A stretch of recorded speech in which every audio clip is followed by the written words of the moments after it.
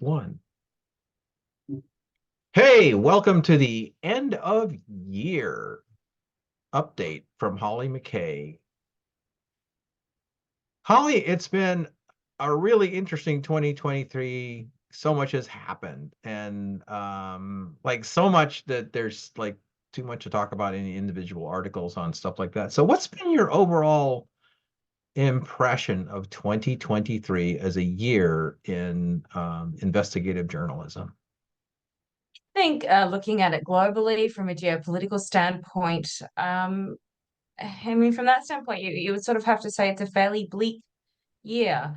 Obviously, with two major wars happening that the US is very involved in, the Middle East with Israel and Hamas, and then also with the ongoing war in Europe with Russia and Ukraine. And then with that, just so many other skirmishes and concerns, China obviously being a big threat. And then lots of other wars that or things that you don't hear about really in the mainstream media. Things like what's happening in Darfur and Sudan is absolutely horrible. Yeah, I was meeting with people from there last week, and they were just telling me the absolute worst stories you can imagine. And that's something that doesn't make sort of the global headline. Apologies, my baby is next to me and she's a little upset.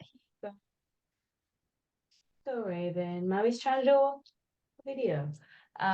Babies, they just don't give you a minute, do they? um, but yeah, I mean, there are just so many things. The ongoing sort of slaughter in Burma by the Burmese army and what they're doing to various different minorities is also just absolutely atrocious. And again, not something you hear about in the mainstream media. So looking at it, it's a fairly kind of bleak and sad assessment of where we are in the world, in that violence and war and conflict is sort of still a go-to for so many governments and groups. Oh gosh, yeah. And so I see the world tensions continuing to increase, and in particular in response to economic stresses, making countries more desperate. Are you seeing that and is there a reflection of that in terms of how, as you cover the world from a human rights perspective, um, that it's changing either the pace or the tenacity or the energy or the violence that is going on as this economic stress has added to things in 2023?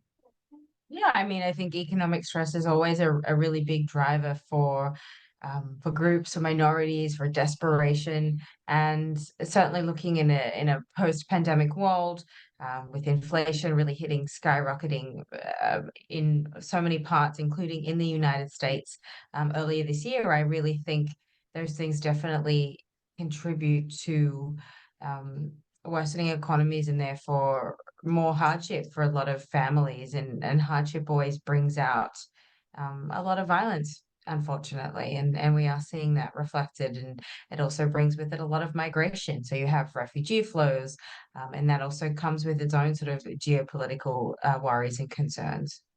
Yeah. Well, all right. So a bleak ending to 2023, obviously, as the year has progressed. It hasn't been the greatest year, and I don't think anybody disputes that. What do you see in terms of 2024? Do you see more bleakness carrying on? Do you see rays of hope and light? Are there any openings that you are hoping to see and keeping track of or beginning to see in all of this? Say, I mean, not for the whole of 2024, but say, let's say for the first third of 2024, where does that investigative nose take us? I think you always have to have an idea that hope is there and that hope exists. Otherwise, it's really hard to sort of continue to do the work and to continue to tell these stories. You have to want to believe that somehow something, however big or however small, will improve.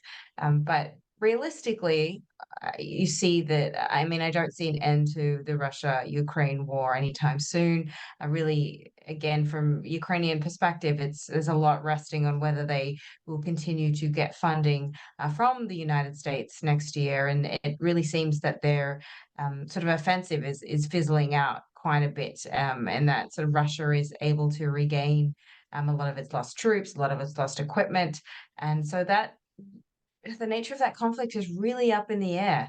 And there's a lot there that could happen, and I don't necessarily see that ending anytime soon.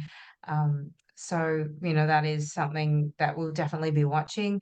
In addition to that, it's very questionable again what's going to happen in the Middle East. Obviously, the United States would like Israel, quote unquote, to wrap up its military offensive in Gaza early next year, but Israel is going to do what Israel wants and sees best fit for it to do, and that may not necessarily be wrapping up a war in a few weeks, and that can continue to go on, and that's also pretty horrific. What is sort of happening there in terms of the destruction, in terms of the death toll, and then of course the disease that is likely to sort of permeate in Gaza, which is already a fairly hopeless place, and now being bombarded once again, it's only going to kind of worsen the situation there.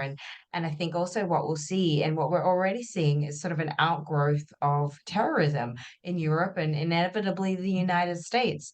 I think, it's been a while since Islamic terrorism was really sort of the top of the geopolitical agenda.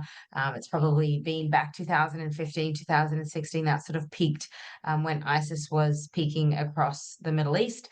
And I think we're going to sort of see a resurgence of those attacks in Western Europe, in the United States potentially too, because it is such a visceral and anger driving war that I think there are many activists and people and groups that feel that they have nothing left to lose. Yeah. Well, I want to spend a little time with you, case studies for 2024 in terms of areas that you covered in the past. So um, let's start with Yemen, which has all of a sudden popped into the news with people trying to take over ships Right. in the Gulf, and which people are attributing to anger stemming from the war in Gaza. Where do you think that's going in 24? Yeah, I In mean, I a think the Houthis capsule. have the potential to be quite a nuisance in the Red Sea.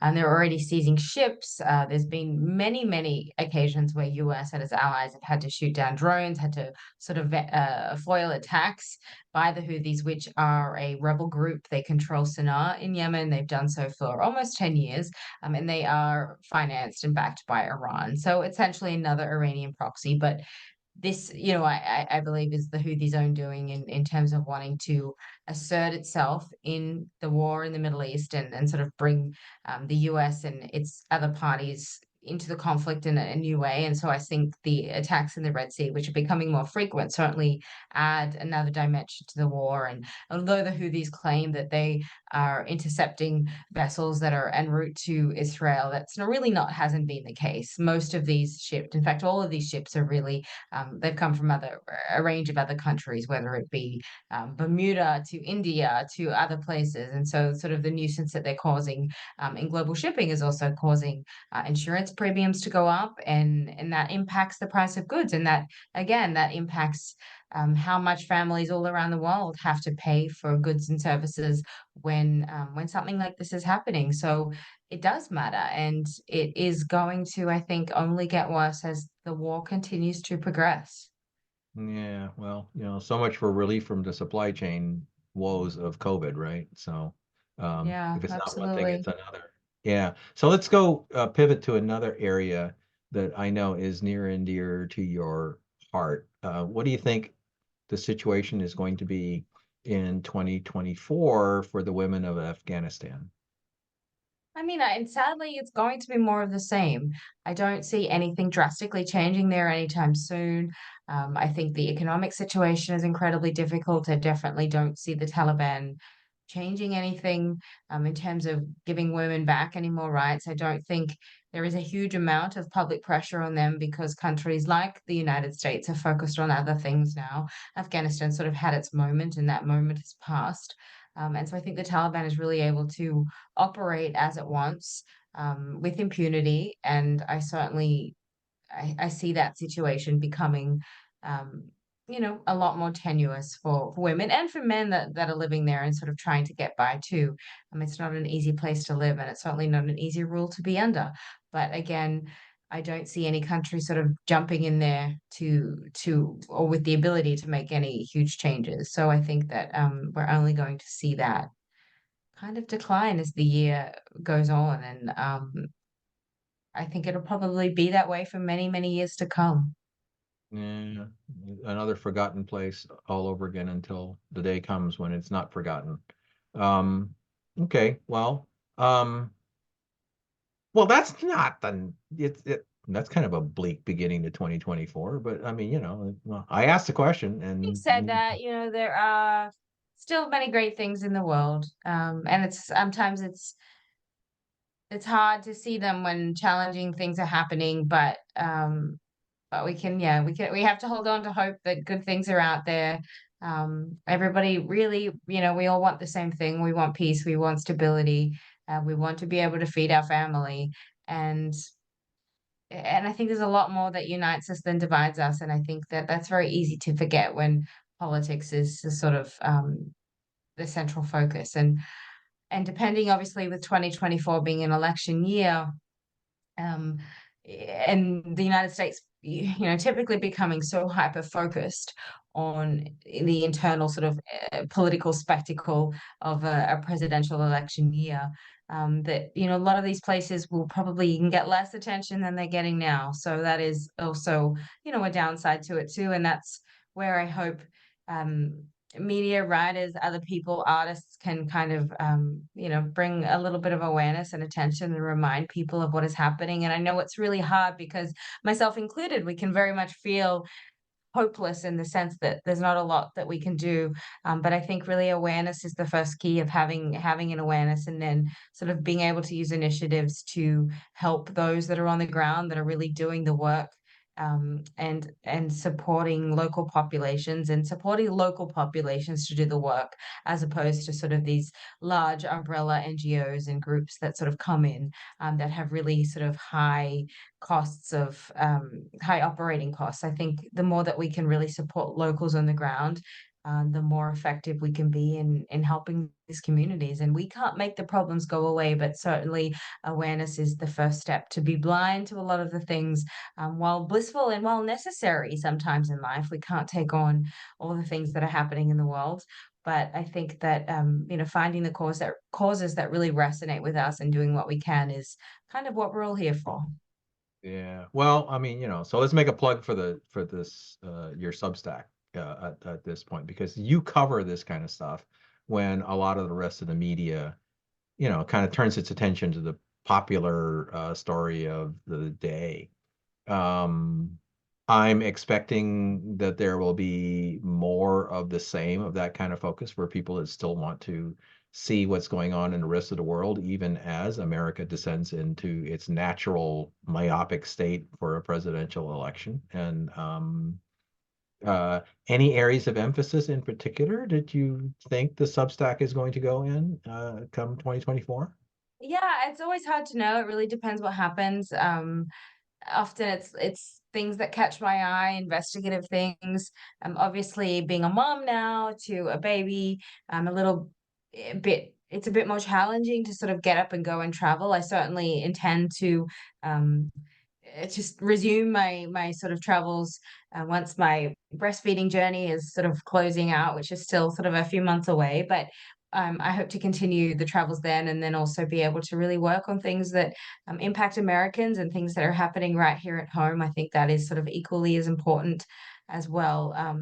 For me, it's issues that matter and issues that are of interest to the population at large. I think, and that's without pigeonholing myself too much, is sort of what I intend to do and what I hope to be able to continue doing. Well, I mean, and you do it so well. So, last thing, this is the Christmas show. So, and for a Christmas show, can we have the mother and child um uh, uh cameo appearance to close Yes, out well, Raven is right the next to big me right now, and she's very invested in her bottle that I just gave her. Um, so she's probably going to be cranky when I take it away from her for a minute, but we'll give it a go, won't we? Okay, Raven, yeah. Mommy's going to give the bottle back to you. Yeah, you're going to be cranky at me. Come. Oh, we need to wipe your face first. She's got milk all over her face. Don't Love you, it. baby? Okay. Before you get too cranky, let's say hello to Mommy's Substack readers. Yeah? This is my Yeah, sweet there you Raven. go. Oh my She's God, she's growing so up. She's big. 3 months Yeah, now. look at Aren't you, that. baby? Look at you. Three Oh months my gosh. old. Three Yeah. months old. So how are you Yeah. enjoying having this child growing up so fast in your midst? I know. I mean, I'm really loving it. It's definitely a change of pace. Um, it's strange for me just in terms of not being able to get anywhere near the amount of work I used to be able to get done, which is again strange. But we're adapting and I'm really enjoying my time with Raven and watching her development. And she's a lovely, sweet baby. And I'm just trying to be as present as I can with her, and that is sort of my main focus right now. And it always is easy. It isn't easy balancing everything, and I certainly think mum guilt is very real. And I've learned a lot on the journey of it. But it's been pretty extraordinary, and I'm definitely appreciative and I have a lot of gratitude for how lucky I am to have this little one, and she's happy and she's healthy, and that's really winning the lottery in many ways. Oh, golly. Oh, what a pretty little baby. Look at that. Yeah. Oops. Yeah. Oh, dropping down below camera level. But yeah, There you and I go. don't want to keep her for too long because yeah, she's starting to get those cranky eyes going like, what are you guys doing making me do this? Like I haven't am Yeah. I being paid scale for this appearance or not? Yeah, pretty cool. But yeah, so there we go. She likes Um, being the center of attention, so she's good. She oh baby. well, Yeah, very, you're a very good ham. and well She's deserved. a ham. Yeah. Okay. Well, so there we are, the end of 2023. And when all is said and done, in terms of the reports on what's going on in the world and where it might be going, there is still, here's this little ray of hope beginning to come out and personified in that cute little face. Um, I can't believe she's so big now. I mean, like a couple of months ago, she was just this tiny little newborn, and Yeah, she's a now little it's six it's a pound it's a real baby, and now baby, holding her yeah, head she's up and all that kind of growing stuff. up. Yeah, look at that, eyes alert, the whole thing. Cheeky smile and learning to giggle now. It's all all Yeah, with look at her learning little new smile. developments every day. Yeah, gotta love it. Okay, well, so there we go. That is the end of year report and dispatch from Holly McKay. And until we talk the next time, you take care. Thank you, Dennis.